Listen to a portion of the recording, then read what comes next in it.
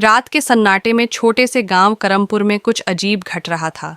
आसमान में बिजली नहीं थी, पर कहीं से एक नीली रोशनी बार बार चमक रही थी। इस अनोखी आवाज से नंदिनी की नींद खुल गई।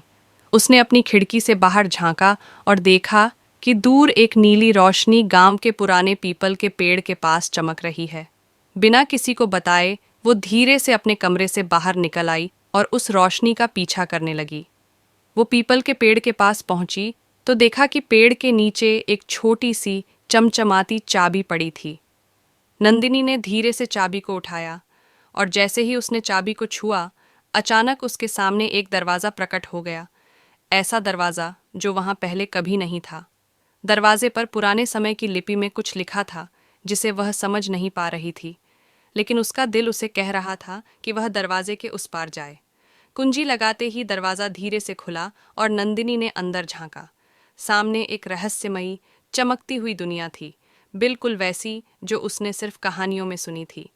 उसने साहस जुटाया और दरवाजे के अंदर कदम रखा। अब वो हर रोज उस जादुई दरवाजे के माध्यम से इस अनोखी दुनिया में जाती, जहां उसके लिए हर दिन नई कहानियां और रोमांच इंतजार करते थे। नंदिनी अब केवल गांव की एक साधारण बच्ची नहीं रही, बल्कि वो जादुई दुनिया की रक्षक बन चुकी थी। एक दिन जब नंदिनी उस जादुई दरवाजे से होकर निकली तो उसे महसूस हुआ कि कुछ अजीब सा हो रहा है। उसकी प्यारी दुनिया की चमक कम हो रही थी और फूल मुरझा रहे थे। परी ने बताया कि इस जादुई दुनिया में एक छाया प्रवेश कर चुकी है। उसने जादुई तलवार उठाई जो उसे केवल ज़रूरत के समय ही दिखाई देती थी। जैसे ही वह उस तलवार को लेकर छाया के पास पहुंची, छाया ने उसका मजाक उड़ाया। तुम जैसी एक साधारण लड़की मुझे नहीं हरा सकती। नंदिनी ने हार मानने की जगह हिम्मत दिखाई और अपनी पूरी शक्ति से छाया पर वार किया। उसकी जादुई तलवार की चमक से छाया धीरे धीरे गायब होने लगी। बहुत संघर्ष के बाद आखिरकार नंदिनी ने छाया को हराकर अपनी दुनिया को बचा लिया।